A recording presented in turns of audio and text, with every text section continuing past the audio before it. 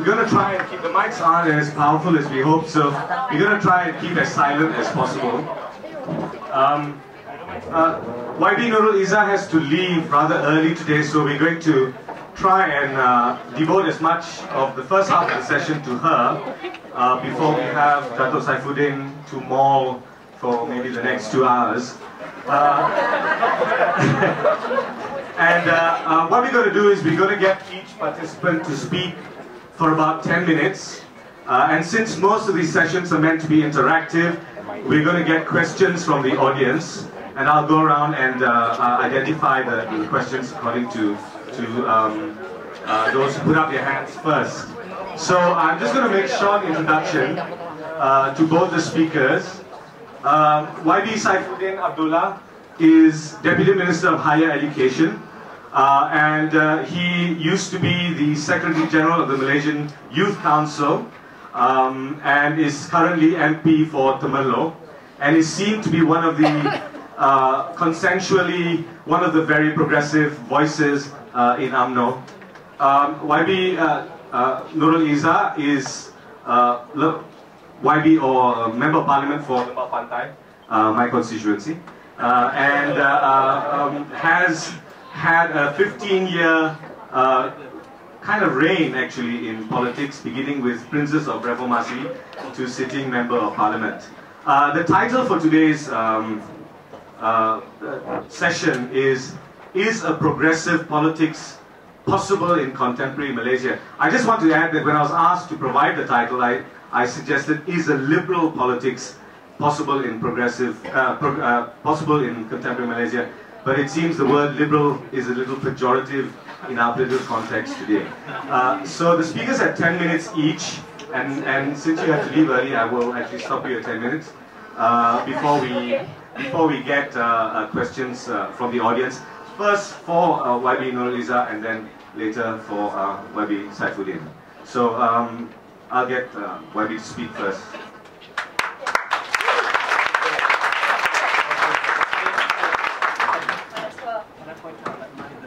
Thank you, Eddin. Oh wait, we're no longer YBs, yes. We have to be clear cut. There's no longer a federal government, there's only a caretaker federal government. And we are former members of parliament, aspiring members of parliament. That's it. You don't know yet? I will support your candidacy. So thank you very much, Eddin. Assalamualaikum. Selamat malam. Terima kasih khusus pada saudara Ed Su selaku tuan rumah. Ladies and gentlemen, it's a pleasure to be here. I have 10 minutes and we are going to speak about progressive politics. Yes, I do believe it is very possible and it is the future of this country, especially as we look toward the possibility of two coalition system in Malaysia. And I would like to start my short 10-minute speech tonight by actually quoting from a very famous, well, one of my favorite scholars, Datuk Opus to actually bring forth the issue or the position of ketuanan rakyat, which is the people's supremacy, which one defining position and viewpoint that's important, in my view, in ensuring the survival of progressive politics. Now, many people, including myself, we don't really read much history, except with the exception of Eddin. And I think that's a pity, really. We've lost so much by not understanding and not appreciating our history. And one of the most revealing and startling lines in this book, Islam dan Melayu, is the line or the conversation between Sri Tribuana, Raja, mewakili Raja, dengan Demang Lebar Daun, mewakili rakyat, which can be found in Sulalatus Salatin ataupun Sejarah Melayu. So the point is, this conversation basically outlines the first social contract between the king, Sri Tribuana, and of course the rakyat, Demang Lebar Daun. And clearly it states, maka sembah Demang Lebar Daun, seberkara lagi perjanjian patut mohonkan anugerah ke bawah duli yang maha mulia segala hamba Melayu. Jikalau ada dosanya ke bawah duli, patut pohonkan jangan ia difadihatkan. Dinista yang keji-keji, jikalau patut pada hukum syarat bunuh tuanku, jangan duli tuanku IB. It's a clear-cut commitment that the agreement or the wakat, the sumpah setia that has been signed between the two parties is predicated on dignity. The fact that the king would have to safeguard marwah, the dignity of the rakyat, and as long as that is in place, certainly the rakyat will be subservient to the king. And it's very important when you look at the bigger picture of dignity, because by Prof. Alatas, he clearly states, many people view dignity as something, well, it means different things to different people, but for me, when he explains in his book, Corruption and the Destiny of Asia, it really hits home, because it states, it is undignified to have a dirty surrounding. It is undignified to live in a disorderly and haphazard manner. It is undignified to be subjected to petty corruption and rude treatment. It is undignified to be cheated of your rights. It is undignified to be governed by men with criminal minds, men who spend most of their time plotting to cheat and plunder the state. And I think, frankly, for me, there's so many instances, traces in our own history, even in the Malay history, that highlights, that gives importance to not only dignity, but the fight against corruption, the fight to realize your rights in the democratic context. Of course, you will bring it to today's needs and relevance. So, I think what it means when you talk about progressive politics. Yes, clearly in the upcoming elections, you talk about the possibility of a two-coalition system. You talk about post-2008, the fact that people have, rightly or wrongly, I think rightly, and I argue this is the must in this particular case, to talk about issues, to move more to the center, to really say goodbye or depart from from racial politics and embrace multiculturalism as it should be in today's worldview. And what I'm trying to say is, sometimes people think this is such a radical idea. The fact that in Malaysia we're so used to racial politics that how can you embrace, how can the rakyat, how can it gain traction amongst the electorates? But I argue here today, if only we allow for the unleashing of our own identity, knowing ourselves, even as a Malay, being confident in who you are, you will see that diversity, that these progressive ideals, you don't need to look far. It is even in Sejarah Melayu. And of course, if only you are allowed to have a critical look at the writings. And that is why today you have two manifestos. I don't need to basically go on and on saying who's plagiarizing who. But the point is this, that for the very first time, people are looking not only at multiracial politics, people are also judging which manifesto is more populist, for example. Which manifesto spells out the need and how to implement structural reforms.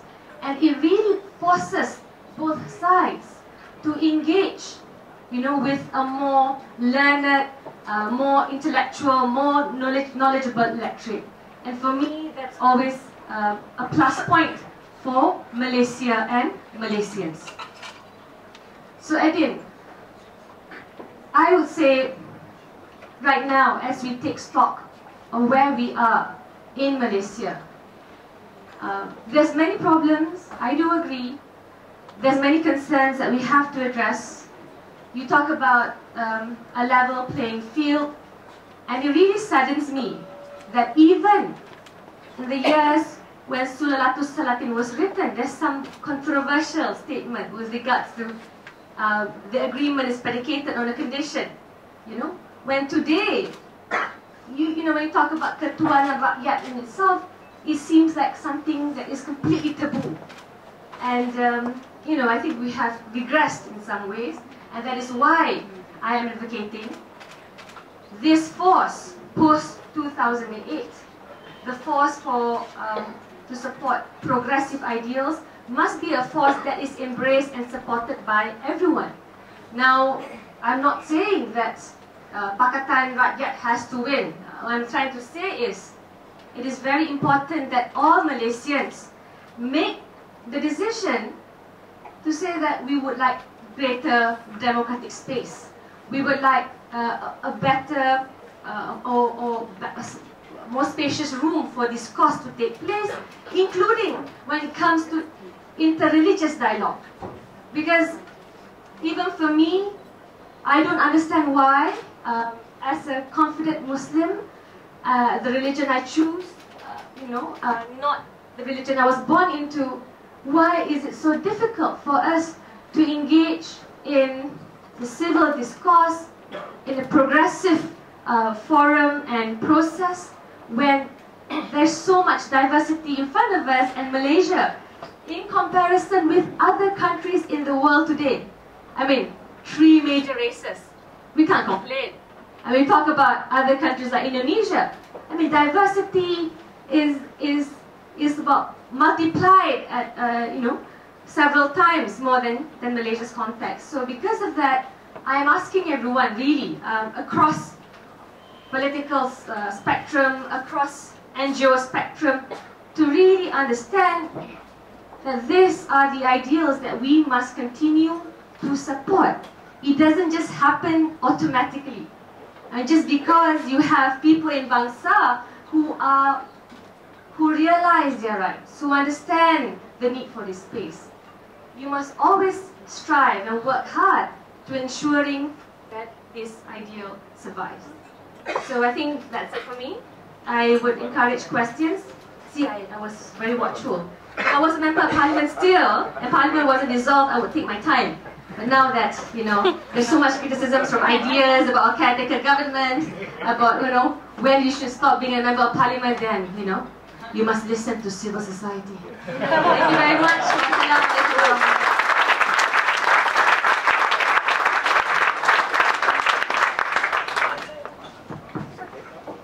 Thank you very much, Nurul, Izzah, and thank you for that rebuke and reminder that you are aspiring members of parliament. Can I have Datuk Saifuddin to say his bit for the next 10 minutes?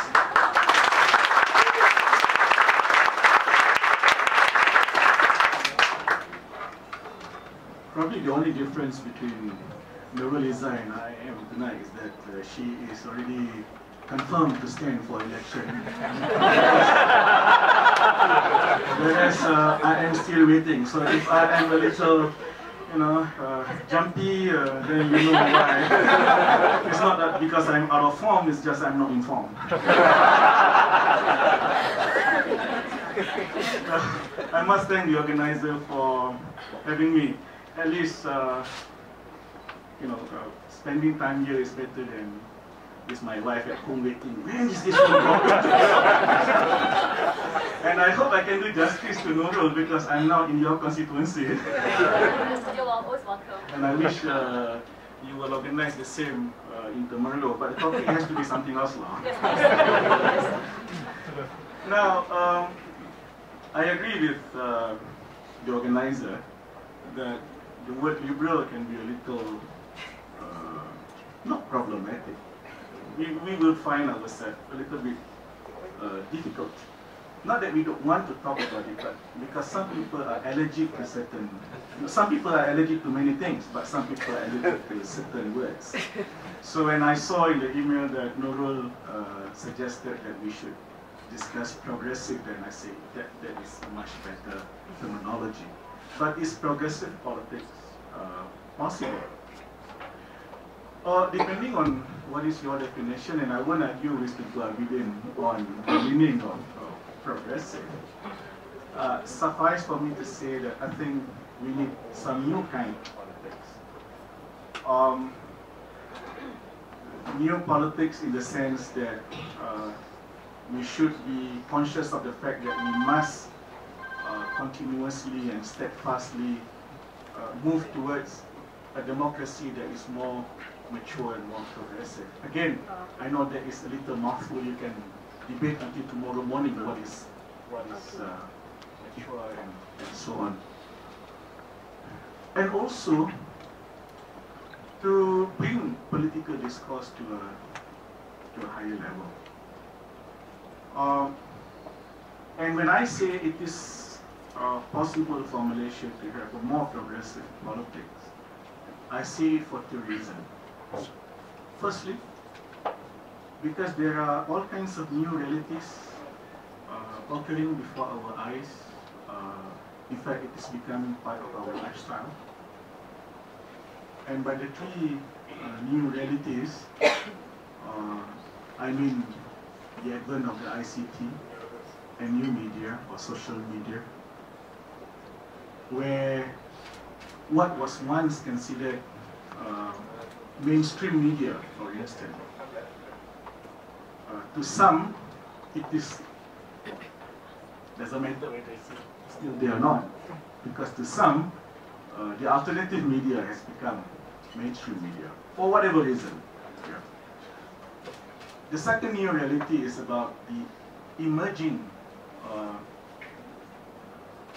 call it new social consciousness. Not unlike what was happening in Europe in the 60s, but not necessarily of the same intensity, but basically people, and especially those who are well informed and more educated, they have a different way of looking at things. They evaluate norms, not that they are anti-tradition, but they simply want to revisit the meanings of things like patriotism, like nationalism. They may want to see if history is properly written, or do we need to rewrite history. And they have formed civil society movements and organizations that work in a more, of course, less bureaucratic, but in a new fashion, which some people may not really understand what they stand for and what they are working for and what they are striving for.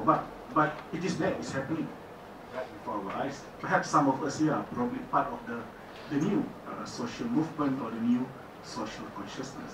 The third new reality is that we are moving into a third phase of democracy, where democracy is not just about election. Of course, election is important, and of course I want to win. but politics is beyond democracy. People are now talking about politics that is more deliberative, more participatory in nature. And that is why, among others, I am thinking that the new parliament should be more bipartisan. The new government should have a new, not a new face, should work with a it's a new governing way. The other reason, the second reason why I think progressive politics is possible is exactly what is happening on the 5th of May. 2 points here. One is, this is an election where 30% of the electorates are, I call them the middle ground. Researchers will call them with other names like undecided, on the fence. I don't think they are undecided, and I don't think they are on the fence. They have ideas of whom to vote for. They probably just don't declare, because they cherish what is supposed to be secret, and they don't want to declare. And probably they want to wait until the last minute, and they want to see if either side fielding winnable or winkable candidate or whatever, and they will decide by the time they reach the ballot box. But they are not without certain ideas. They have ideas. And the best part of it, and this goes back to the first point, which is, and especially the advent of the ICT. If prior to GE12, GE13 and before, first of all, I think this is the time where we have the biggest number of the middle ground. Lim Kisiang says 4 million, I say 30%, but actually we are looking at the same group of people. I think in GE12 there were about 25% who are the middle ground. But prior to GE11, when the middle ground go and vote on voting day, they go in as individuals. You know, I don't know you, you don't know me, because we never share, we never know each other. But with the advent of the social media, they are already communicating.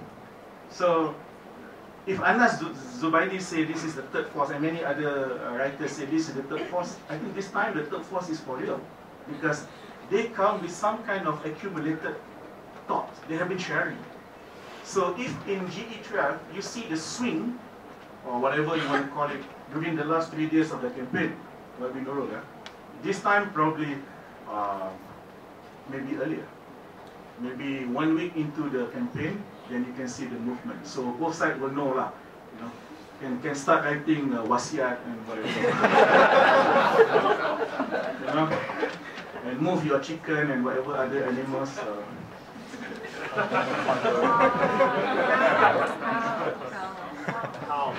Yeah, all animals got problem, okay?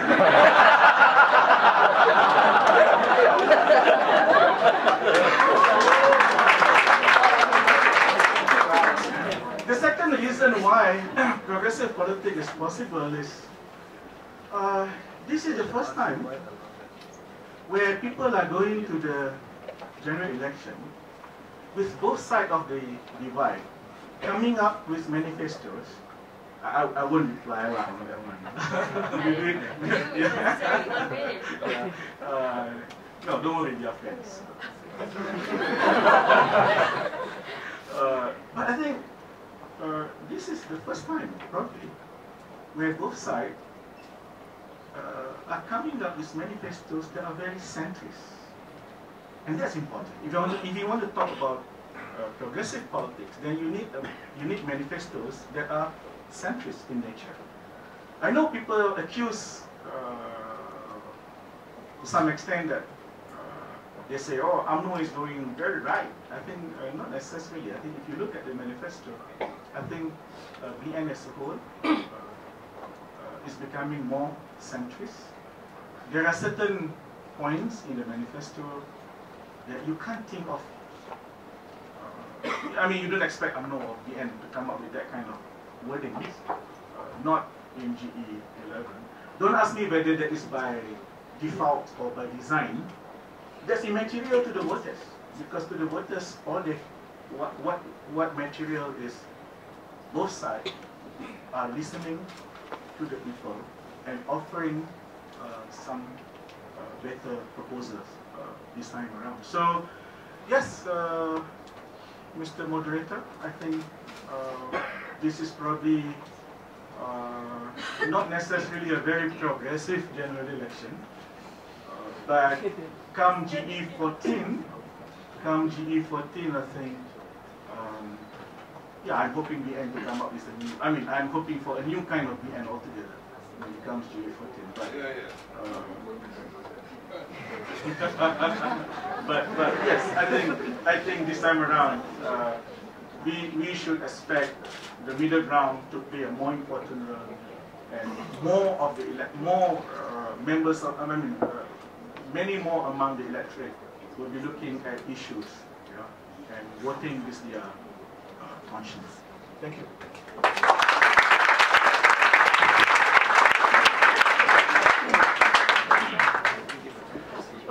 Thank you, Datuk Saifuddin.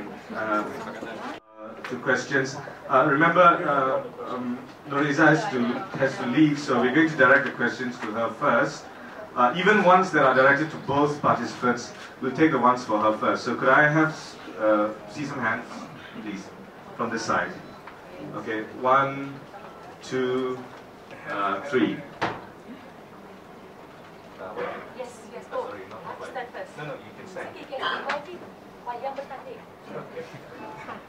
Yeah, could we have your question?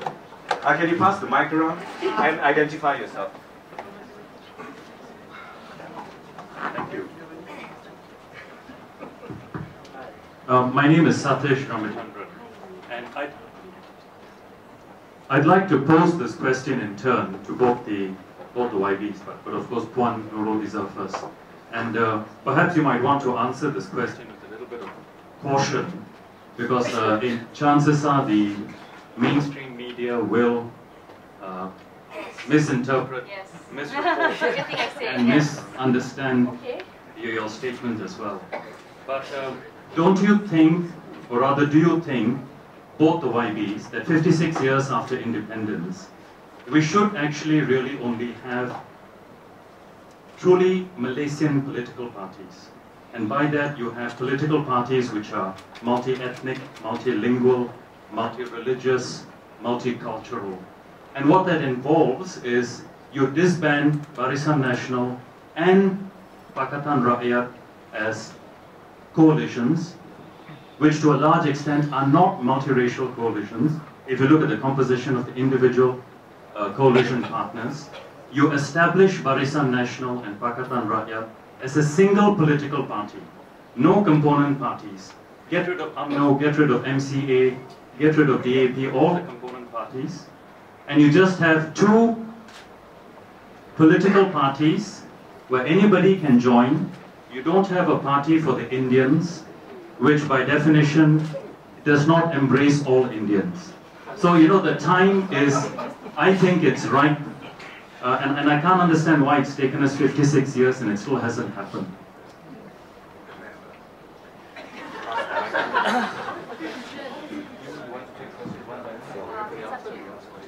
Okay, maybe we'll have the three here first. Three questions first? Yes. Okay. Yeah.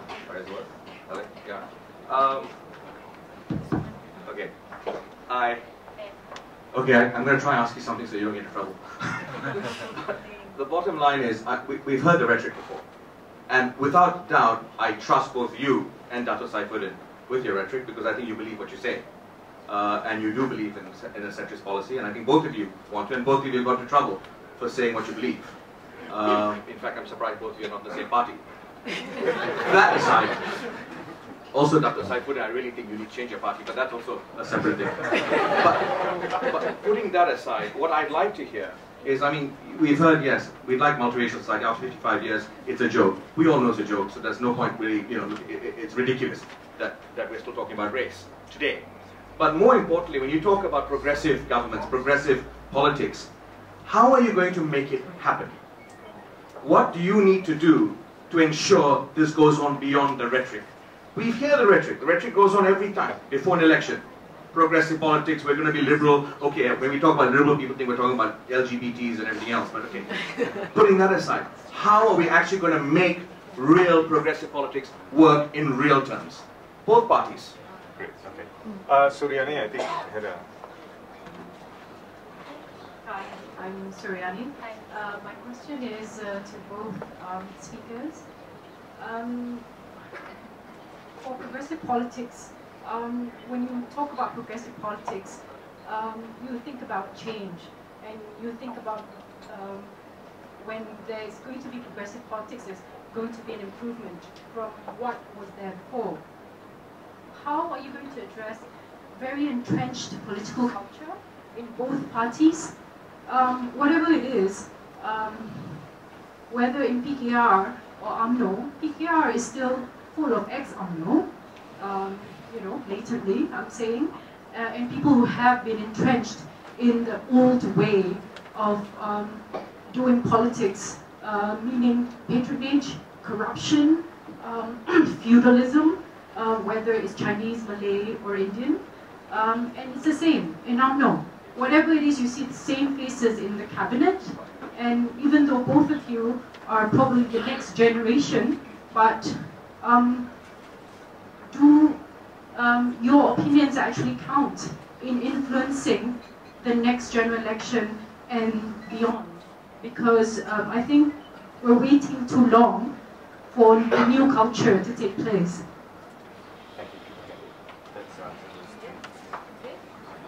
Thank you for the questions. Now, number one, with regards to racial politics or racialist politics and parties. First, I'd like to state on record, DAP has a multiracial constitution. PAS also, to be fair, has allowed a Chinese to stand in the state of Johor. And I think post-08, you're looking at all three component parties in the Pakatan Rakyat Coalition moving more to the centre and embracing the values of multiculturalism to an extent never before. I would have to state that racialist parties have a right to exist, despite my differences of opinion with them. You just have to look. In Australia, Pauline Hanson comes to mind, and this is part and parcel of the democratic process. We might not agree with how UMNO is run, how it places politics, but they have a right to exist.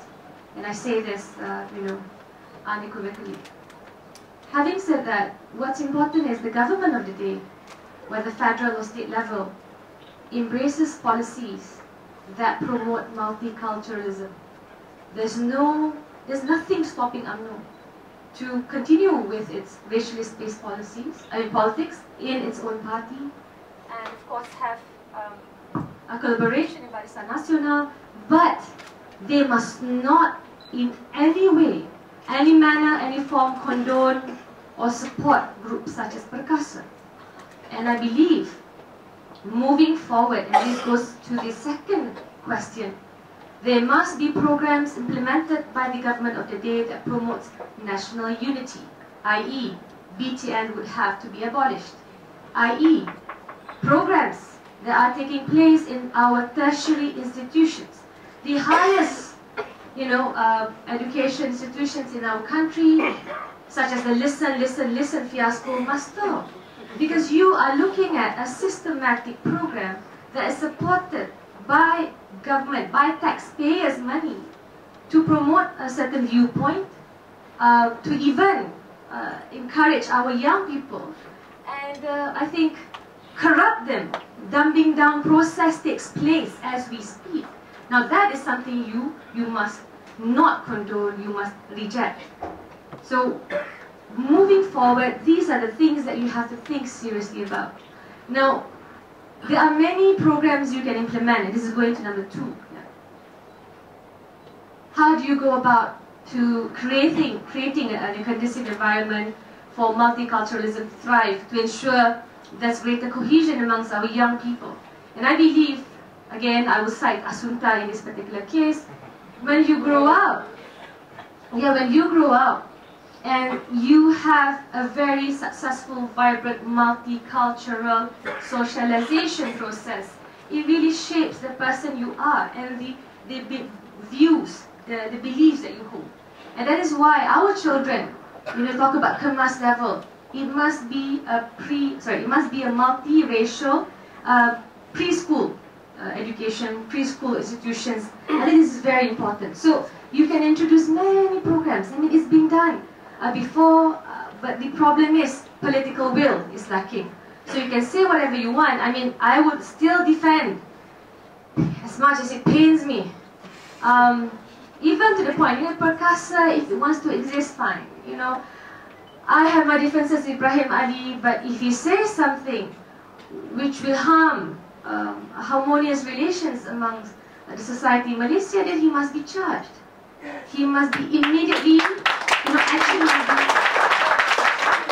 action must immediately be taken against him or individuals like Ridwanti, Zulkifli Nordin, because it's not just about elections. They always say the pen is mightier than the sword. I would say the words you utter always leaves an impact on society. You are always leaving an impression on our young people.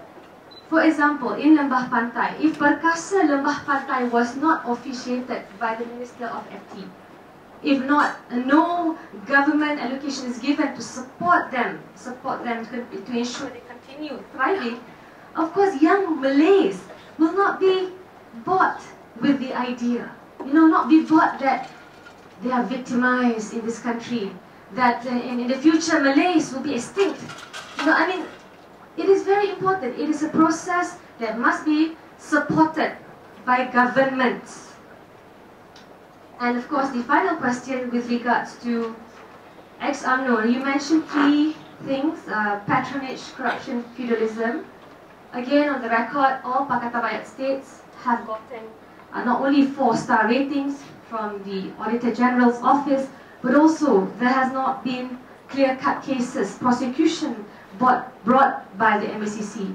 I'm speaking as a first-time member of Parti Keadilan Rakyat, despite whatever people may feel or believe. I have never joined UMNO. Perhaps maybe I was very young at the time. I still thank my lucky stars for not doing so. But the point is, the experience in Reformasi, nothing brings you together than being shot at by tear gas. At the time, you can't choose, I want to be huddled with a group of Malays. You really, that's the man you're there, And I remember Dr. Zulkifli Ahmad, myself, and if I'm not mistaken, Shahida, we were caught in the underpass under KL Central. And of course, all 3 of us were arrested. And basically, I mean, at that time, you do what you can. I fell, there was a man who helped me.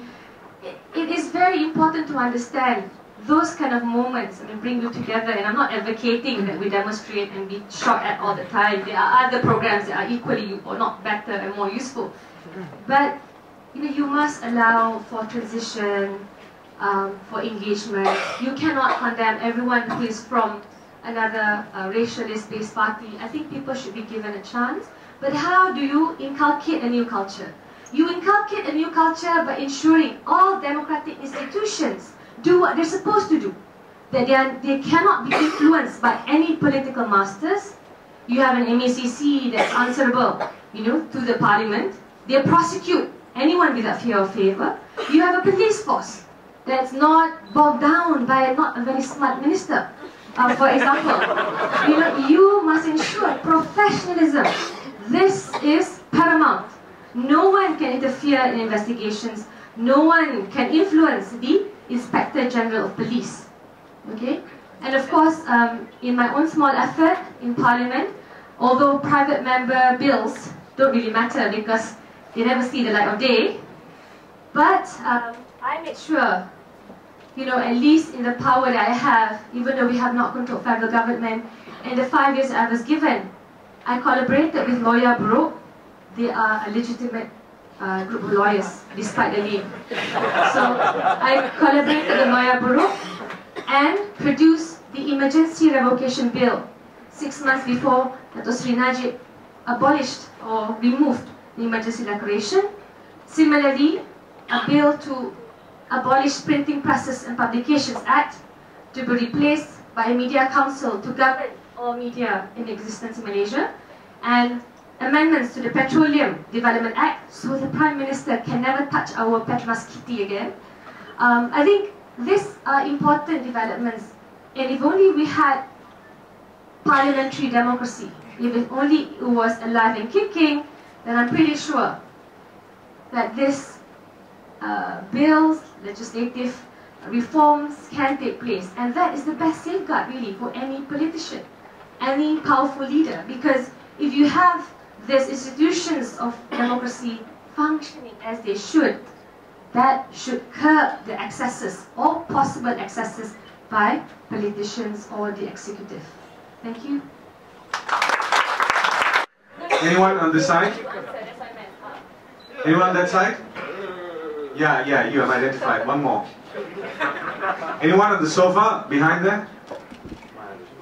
Okay, Uma. Why don't you go first and then yourself? Oh no, my classmate. Hello. Yeah. Hello. Yeah. Just a question to the both of you, and whether or not the other members of, or the more rabid, maybe less intellectually honest members of your respective parties would share your views on progressive politics in Malaysia, and whether 2 voices are sufficient to, well, I guess, change Malaysian politics as we know it.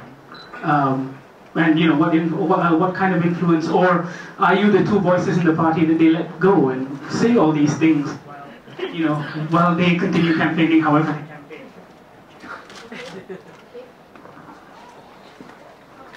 Can we pass the mic? Or can you holler?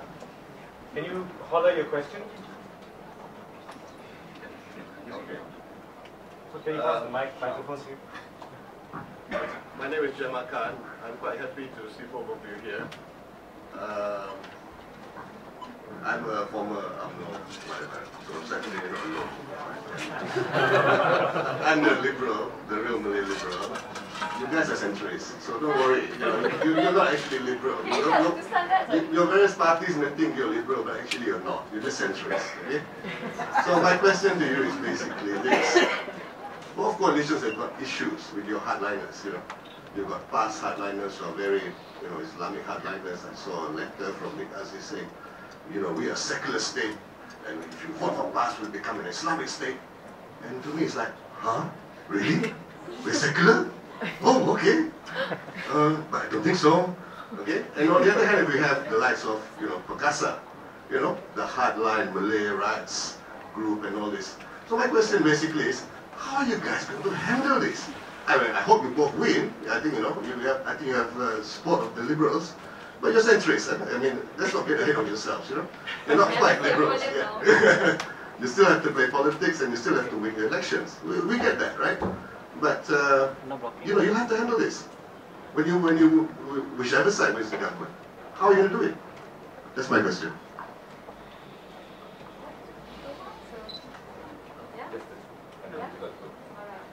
Thank you for the questions. First one, Uma. Basically, I ran for vice president in Keadilan's direct elections some 3 years ago, and of course aligned myself to Zaid Ibrahim because I liked his ideas and his viewpoints, although I don't necessarily agree with everything that he says. And I think it's very important because, by and large, I view myself as the daughter of Reformasi. Reformasi really taught me a lot of things, my political awakening, and as much as possible, I think it's important to always be true to yourself. It might sound cliche to you, but that's how I view my involvement in politics. Now, as a member of the Presidential Council, so we do get to air our views, and I do thank Pakatan Rakyat because, for example, Tony, myself, Chin Tong, Rafizi, we're not just poster child or poster children for the coalition. We actually do get our views and the content of our policies into the manifesto. For example, the Common Policy Framework stipulates the issue of the Democracy Rehabilitation Program, which is part and parcel some of the stuff I've done with many other people, of course. But the point is, I do hope that we continue to at least have our voice heard, but more importantly, for us to be relevant to the electorates, because when we are not really mirroring what they want, then you cease to be relevant, you are, completely dispensable. With regards to Nick Aziz, I mean, I will always say, and I always go back to the hair salon controversy. And as someone who goes to hair salon quite regularly, my father does too, Pastor Khalid does too, Azmin Ali as well. I mean, basically, we grew up, you have to have your hair cut, the best hairdressers, and the politics of hairdressers in Malaysia. Majority of them do support the opposition, and they talk to their clients, and their clients can be Tan Sris, Datuk Sris, they are very influential. Unfortunately, this is not the reality that PAS faces in Kelantan. Sometimes we can judge them by the haircut. Sometimes, there's many ways to do so. But anyway, my point is, it's a different reality for PAS in Kelantan and Terengganu, more so in Kelantan, in a more conservative state. Now, we certainly respect and understand PAS would have its own raison d'etre, its own objectives as a party. But as a coalition, we are tied to the framework of the federal constitution, whatever has been agreed on by the Common Policy Framework. Now, yes, most people will also cite the fact that moving on 10, 20 years down the road, Malays will form a more definitive majority in Malaysia. And that is why I'm telling you it is important to implement political reforms. Because progressive politics or progressive ideals, it starts with active discourse, with freedom, media freedom, an environment that allows for people to learn from various scholars. 5 years ago, I am telling you, it would be next to impossible to have someone like Tariq Ramadan promoting religious pluralism on IQ, which he did. Many people miss this. He was actually berating, nicely lah, not the normal berating we see in some videos, berating IQ for rejecting religious pluralism. And Tariq Ramadan also advocated in Pulau Pinang, in a program organized, hosted by the state government, equal citizenship. Okay? So, my point being, when he says to the extent, the Ummah, as how Muslims should view it, usually they view it as, consisting of Muslims only. He says, the Ummah in a multiracial society should rightly include everyone, Muslims and non-Muslims alike. Now, you might disagree, you might agree with it, but my point is, he has started the ball rolling, the discussion rolling, and that is why you have more discourses like this. You will affect many more Malays, not just non-Malays, to embrace progressive ideals. And as for me, I was quite proud to have various viewpoints post La Ikraha Fid Din. There's no compulsion in religion discussion. There were many viewpoints. Ustaz Wanji, that quotes scholars, for example, Wahbah Zuhaili, scholars like even Morsi, President of Egypt, and also Sheikh Taha Jabir Al-Alwani. They have various viewpoints. Of course, we are tied to prevailing views. My point is, you must ensure that we are looking towards a freer environment to talk, to have different positions, and to be respected, not berated, not condemned for doing so, as long as we're civil, when we're making this position. So I think, I'm hopeful. You cite the letter, sure, but for me, that's not a reality. So will you fight the hardliners? Will you fight your own coalition hardliners? No. We had a 3-hour discussion. We had a 3-hour discussion on hudud. For me, the fact that DAP participated in a discussion on hudud is an evolution in itself. It's a development in itself. Very cordial, and basically they were stating their position. And in the end, as a coalition, we stated when we govern at the federal level, we will be governed by the common policy framework. Nothing mentioning hudud is included in the CPF. So for me, I think that's very important. It allows us the room and also the way to spell out how the future will be under Pakatan Rakyat. Thank you. We're going to let it go. I'm not going to let it go. Just 1 minute. Because I think many of the questions were directed personally at you, and that is talking about how much do you think you personally can influence change of a progressive sort? Okay. Just in a minute. Well, I think the fact that I'm already in the Presidential Council allows me that room to affect change. But I always go back to, that's why you need political reforms. You need an entire generation that embraces progressive ideals. You need to ensure the young, the people in the universities, our voters, the younger generation embraces progressive ideals. That is the best safeguard to ensure our success and to ensure that it survives this election, next election, and so on and so forth. So I am positive, I am optimistic, so as long as we implement political reforms, we ensure that various viewpoints can be brought to the fore. So, thank you. Let's give a big hand to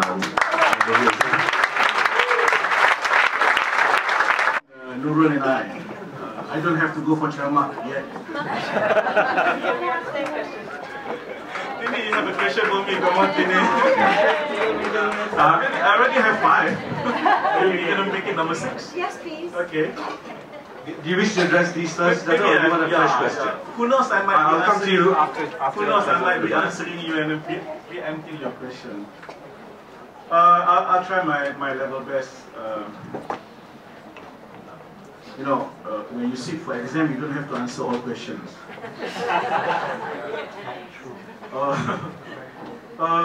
A truly Malaysian party, I think it is psychologically primordial that people want to belong to a certain kind of organization, association, and that includes political party.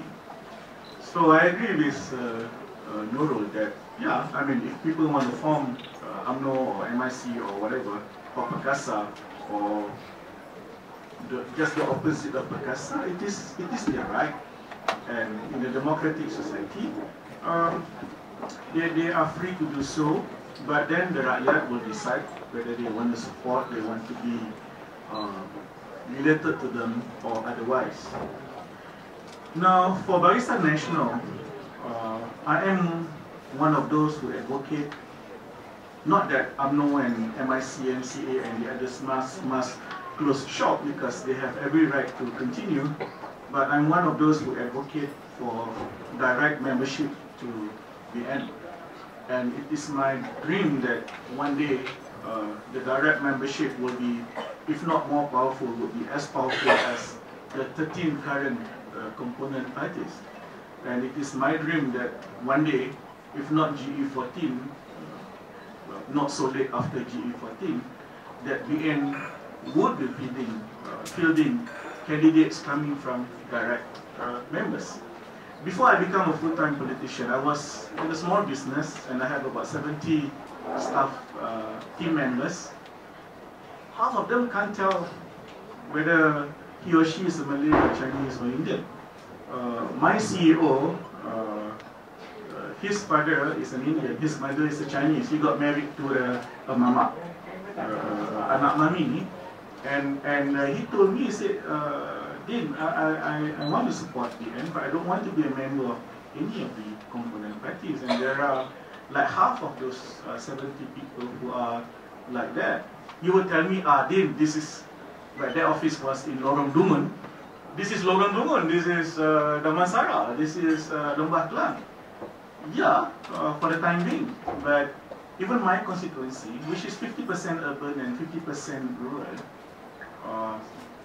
but if you were to take into account internet accessibility, I think it's 70% rural and 30%, sorry, it's now like 70% urban and only 30% rural. So maybe not today, but a truly Malaysian party is very, very possible, and I will go all out and try, at least on my side of the divide. Number 2, on progressive thoughts, progressive politics, I think it is important for us to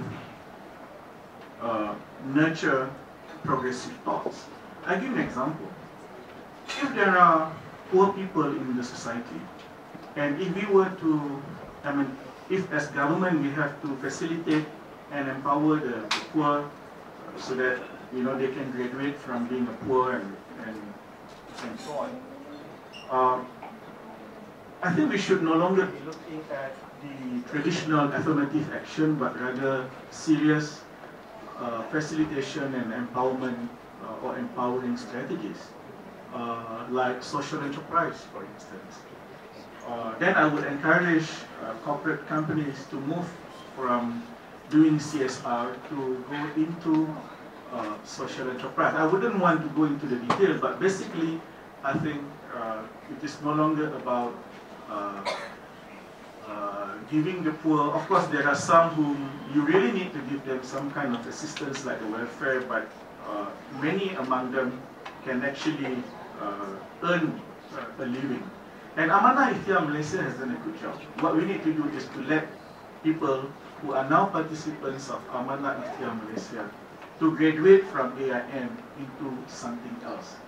And this is where I may differ, in my opinion, with many of my colleagues in the party, because Tekun, to my mind, is supposed to be the platform, the next platform for Amanah Ikhtiar Malaysia. But since Tekun is now doing something else, I think we need to revisit. Either Tekun has to be doing what they're supposed to be doing, or we just have to set up another agency or something, so that those who are in Amanah Ikhtiar Malaysia, there are thousands of them, hundreds, thousands of them, can actually graduate. Yeah. These are people who are really in the middle. They are no longer poor, but they are doing petty trading. But don't ask them to go to the bank and ask for loan. I mean, they are not there yet. Yeah. But to remain in Amanah Ikhtiar Malaysia for a longer period is really doing injustice to them, because they can actually graduate from that program to something else. The third question is on change. And this has got some relation to the fourth question, whether Nurul and I are the only two voices. I'm sure I can speak on behalf of Nurul that she's not alone in Pakatan, and I'm not alone also in BN. She probably has more friends than I am, but that's another story. That's another story altogether. But I think we can, to a certain extent, influence some changes. Not that I want to brag, but I think, I tried my level best to at least amend Section 15, though I'm still not satisfied myself on the amendment to UUCA. I get into some small trouble for speaking, but until we get Peace Assembly Act. So what happened before Peace Assembly Act is immaterial, it's history. But at least we get Peace Assembly Act. Again, I would envision that Peace Assembly Act could actually be better than what we have now. But if we believe in the dynamics of politics, you just need to have people championing change from all angles and in all arenas. That's real politics. That's why when I say just now, whether or not our manifesto is by design or by default it becomes centrist, that to most of the electorate doesn't matter, because to them I want a better manifesto. I want to see the end moving to the center rather than moving to the right. Whether we have struggles at home in coming up with a more centrist position on certain issues, that's our story. And that's not a very interesting story anyway. You know, I started writing in 2000. I mean, I've started writing before, but in 2006 I started writing on new politics, and then I rearranged the column and become a book in 2008. I always make the point to say that I started writing about new politics in 2006. Because I want to leave this impression, I want to make this impression that I'm not writing it because of 2008. I've already started writing it, talking about it before 2008 election. Now basically I think what we need is to have politics that is more healthy. Talking about, new politics to me constitute at least four things: integrity, good governance and governance framework, innovations in democracy, and progressive thoughts. On corruption, I think at least Najib is not living in denial. I'm listening. So you better let it go. I'm trying to decode and encode. But at least it is there in the transformation program. At least government agencies are now, their procurement at least are now tied on the e-procurement and integrity accountability index. How successful? Then when the report comes out, I think we can all have access to it. At least he signed the Transparency International Well, he signed. Anwar did not. Well, I'm just stating the facts. So, yeah, it's okay. We can have a whatever. Yeah, no, worries. So, yeah, but I think we should go further. One of the promise of the GTP 2.0 is that we should look into political funding, and I'm all for it. To what extent? I think this is something that the next parliament must put a lot of effort on. Political funding for both sides. I think this is very, very important. The people needs to know, and not only needs to know, needs to be informed as how do we get our funding for whatever that we are doing as political parties. But beyond that, also in governing, I think we need to employ more of the modern technologies that are already available on procurement and on bidding. I'm referring to e-procurement and e-bidding. I can tell you for a fact, because I used to do this in the small business that I was running before I became full-time politics, that if you were to do e-procurement and e-bidding to the full, I think we can save people's money by up to 30%, quite easily. Because when people involved in the transaction knows that e-bidding is going to be done in the most transparent manner, it's going to be online, and there is little human interaction in the tender process, then you know that you don't have to pass envelope, you don't have to pay toll, you don't have to do this, you don't have to do that, you don't have to preempt that, you have to put aside here and there. You save money. You save a lot of money. On the last question, Brother Jumahan, I think, like most parties in the world, there are always the three groups. The hardliners, but they are not the majority. It's the yes, Mr. President, they are the majority. And then the third group, and this is the small minority, not only minority, but small minority, are the one who wants to effect change. And if you can educate and support a president who believes in change, then the majority will say yes. In as far as UMNO is concerned, that's the reality. So, frankly speaking, I think if we made it this time, and some of us are still there in whatever position, and if we can encourage Datuk Sri Najib to continue and to become more progressive and more bold and brave in being progressive, then more change is possible. So we just finished Perkasa. Yeah, I get your point on that one. Yeah. You're UMNO, right? I don't want people to think UMNO is Perkasa. It's not. No, we are not. We're not. Yeah, definitely not. Yeah. Thank you. So, Tini, I didn't preempt your question. Okay, I'm not a very good politician then. Yeah, could we have your question? Yeah, sure. Yes. Present here. But both people tonight just said that they would embrace liberal or progressive politics. Can you tell me in one sentence exactly what progressive or liberal politics is? And how are you going to convince the rest of the country? Because apparently, we're the minority. I'm afraid I won't be able to answer in one sentence. Politicians don't do that. I think, okay, let's put it this way. Now I'm repeating some of the things that I've said before. This kind of conversation. So if there is one phrase that I can use is this conversation must continue.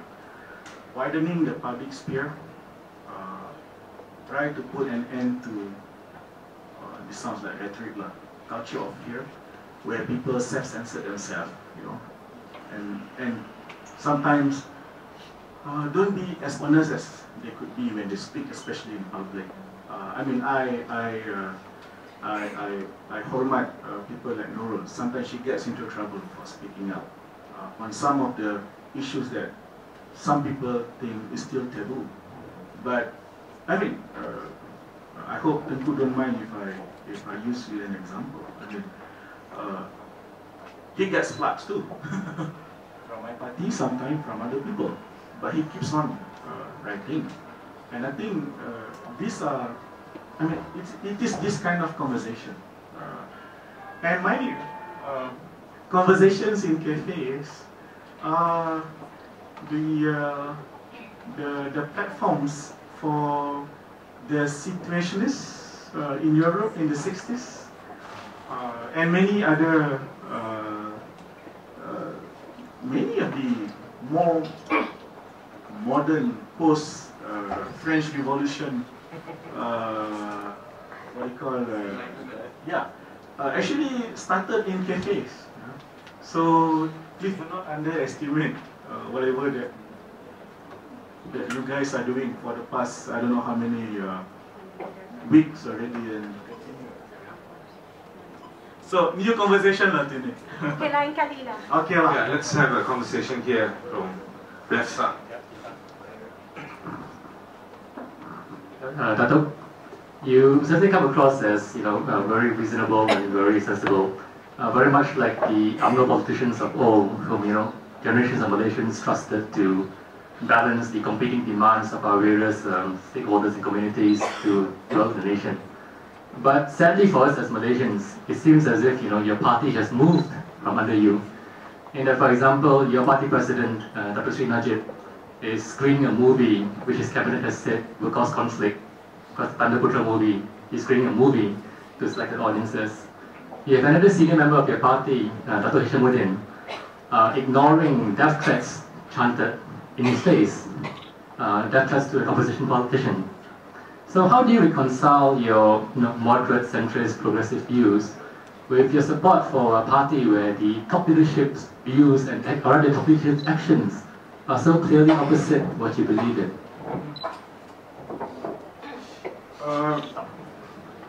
Let's put it this way. In fact, I have said this earlier on about the dynamics of real politics. You need change to happen from all directions. Because if it is coming only from one angle, then there will be a monopoly. And there is always this possibility that whenever that direction ends or reaches its peak, then there will be no more change. That's one way of looking at it. The other thing is this. I think, again, coming to real politics, when Bill Clinton came into the picture, and so was Tony Blair, both their parties were almost collapsing. But I don't know whether I should say thanks to authors like Anthony Giddens, who wrote The Third Way. It so happened that both Clinton and Tony Blair, like Giddens, to the extent that when Clinton was in office, there was like a weekend, camp where Tony Blair, who was visiting, actually, and his entourage, and Clinton and his entourage actually sat down with Giddens and discussed more centrist approach to liberal or social democracy, not liberal, social democracy, or something to that effect. But before this thing happened, I think Clinton came up with New Democrat, a new kind of Democrat. His famous strategy was called triangularism, not moving to the center. He said going to the center means you compromise from point A to point B. You compromise in the center, you don't get anywhere. But you go like a triangular. You go forward, and you bring the whole thing. You bring both A and B forward, whatever. I suppose, I'm sure that does not include Monica Lewinsky. Tony Blair, on the other hand, managed to bring about a new kind of labor. And his modernization program, which is a government transformation program. And for Tony Blair to actually, to a certain extent, continue from the next steps of Margaret Thatcher, it's quite interesting. But the point I'm trying to make is, it is possible for political parties to reform. Look at what is happening in Egypt. Never mind if you support or you don't support President Morsi. But for Ikhwan, and for us who understand Ikhwan in the starting from the 40s up to the 60s, until now, of course. But for us who know the kind of Ikhwan during their inception stage, you can't imagine to have people like Morsi to be the spokesman for a very modern and a very centrist and very progressive Ikhwan. It's a new thing altogether. And I don't know, because Nurul is not here, but I can say this, even if she's here, I think she probably like what I say. You know, when PAS decided to talk about Negara Kebajikan, of course, politically it would be interesting for UMNO, because then we will say, they have forgotten hudud, but I'm not the one who played that kind of rhetoric. I think what PAS did make it even more difficult for UMNO, because they are coming to the center. They are coming to the center, and UMNO have to take stock of things and have to address Negara Kebajikan head on, because gone are the hudud rhetorics. So some UMNO speakers are now finding it very difficult to criticize PAS, more so when PAS have announced that they want to fill a Christian imam for one of the parliamentary seats in Sarawak. And for me in Temerloh, should I stand lah? But even if I don't stand, I'm still campaigning for BN. When the AP is put Tengku, a Malay candidate in Mentakap, to go against our MCA candidate. Hopefully it's our incumbent, but we will announce it tomorrow. That's going to be tougher for us. But this is the reality of things, that political parties change. And likewise, some of the narrative that Najib is doing, though I may not be able to convince you that Najib is very progressive, is a new narrative altogether that is quite, quote-unquote, alien to many UMNO members. I think I'll stop there. Okay, I've got a question here, and have you got any yeah, I've got one there. Jackie, okay, four questions. So brief, yeah? Brief. She's shy. But this is Sue's question. Just with regards to progressive policies, as I guess the caretaker Deputy Minister of Higher Education, what kind of progressive policies would you put forward for our higher education system? If there was even one policy for our higher education system, what would it be? No, I thought I can answer that in one sentence. Go ahead. For the public universities, truly open appointment of vice chancellors based on merit. Wow. What about admission? What about admission? That's yeah, but of course we can go on talking about, you have to revisit and revive the soul of the university, academic freedom, and so on and so forth. But I'm just taking it at that point that. You want to start with quota system? No, I would. Please. We'll get Datuk in for another session on that. One small question. We talk about progressive politics. Oh, sorry. Okay, a bit loud. Can we have absolute free speech? If not, why not? Can you pass the mic? Hi Datuk, I'm Jacqueline Surin from the Nadraf. My question is that before this you had mentioned that the word, both you and Nurul Izzah didn't want to use the word liberal for this discussion because there are some people who are allergic to it. And Nurul herself has mentioned that as politicians you are tied to prevailing times. I think as a journalist what I've seen is that increasingly politicians are put on the back foot by people who are bigoted, who are racist, who demand that the word Allah can only be used by Muslims when Allah predates Islam. And it seems to me that the debate is being sabotaged and taken over by these segments in society. And it seems to me also that there are fewer and fewer courageous politicians, especially Malay Muslim politicians, who are willing to reclaim back that space and stand up to these stupids and these idiots and these bigots and these racists in society, instead of letting them determine the agenda for our country and how we go forward. My question to you is, what will it take to change the political culture so that we can have more Malay Muslim politicians coming up to reclaim what is necessary for our country to continue forward in a way that is progressive, liberal, harmonious, etc. And one last one. Can you shout it out? Okay. My question to you, Datuk, is: do you think UMNO needs to lose this election in order to reform free union itself? Hopefully more people like yourself will come up to higher positions of power. I'm going to allow Datuk to just breeze through the questions. So have we got any more questions at all? Otherwise I'm going to use the, oh yeah, one more. Okay. Good evening, Datuk. My name is Grace. I have a question that is related to the coming elections, but please answer this in your personal viewpoints. Do you consider progressive politics inclusive of a clean and fair elections, and can we expect this in the coming elections?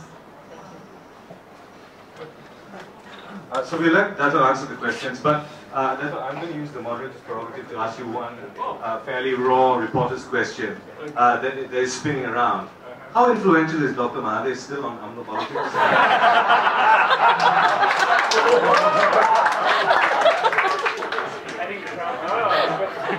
Maybe I should attempt to answer that one first. I think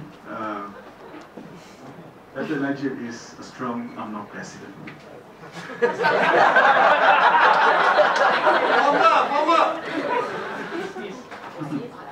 Okay, I believe in free speech, open debates, open discussion, and I think we can discuss many things. None are really taboo to our society. I mean, I was attending Eddin Khoo. I'm sorry I have to use an example here, because you are unique in your position. I mean, we were attending a roundtable discussion, and we were discussing on the role of the monarch. Of course, he defends the role of the monarch, but the point is, we can discuss up to that extent. Maybe today you don't want to publicize that on TV live, but at least there are people in the society who are willing to discuss this kind of issues. I think 10 years ago, 20 years ago, you don't even utter a sentence on the kedudukan Raja-Raja. Not that we were questioning, we were no, but to actually, and I think Tengku is doing his level best to look at this issue from a very refreshing perspective. Now, what was the second question on? Yeah, why is it that we? No, it's not so much because we don't. I mean, I think Nurul and I, not that we. I mean, even if you were to say no, we're gonna stick with liberal, I think you will still talk about whether liberal politics is possible. Not that we are allergic to it, but you know, given whatever that we have now, we thought that probably using the term progressive is much better. Or is it safer? Maybe lah. No, because you see, sometimes you have to strategize this kind of discussion. Because if you were to go to gear 5 immediately from gear 1, then there are people waiting, along the way, aha, see, these people, they are already talking about, you get shot before you actually start. Yeah. So we have to be tactical also. So it's not about being safe, it's about being strategic. Do UMNO need to lose first before? Wow. No, I don't think so, because of course I don't think so. I mean, others are free to think otherwise, but I think there's nothing wrong in UMNO that cannot be corrected with what is right for UMNO. The only difference is some people think that we are changing in a very slow way, and some people want changes to take place faster. I think that's fair. I think that's fair. Now, yes, I believe in a clean and healthy GE13. I think I have on record stated that I condemn gutter politics and political violence. And if I may repeat what I have stated earlier, and Nurul knows this. Now you may wonder, how is it that Nurul's more interested in Nurul? I mean, we share many things. I mean, when it comes to progressive politics. I'm a friend to many of my worthy members of the opposition. And so are they. Yeah. Please don't think that we are always shouting at each other. It is my wish, and I think many people's wish, that wouldn't it be nice if the top leadership of both sides, say a day before nomination, were to agree on a common statement that both sides will, not to say guarantee because you really can't guarantee, but I think the Rakyat wants to hear if both sides, leadership of both sides will come up on a common statement. Probably you need a third party to negotiate, and navigate so that you can arrive at that kind of statement. That both sides will promise to be, to observe to the full the rules and regulations of the election. That both sides will condemn political violence and gutter politics. We have never done this before, but I remember there was a time when Tun Mahathir, when he was Prime Minister, attended a forum together with Fazino, Almarhum, the late Fazino, when he was President of PAS. It was Abim who negotiated the process. So it is quite possible to bring people to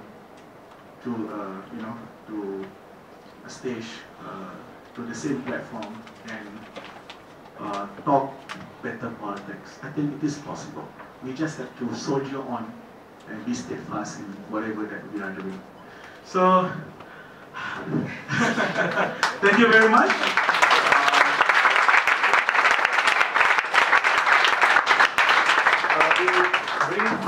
We'll bring things to a close. There are a few other events that go on over the course of the week, and I think others are planned. But let me just close by saying this.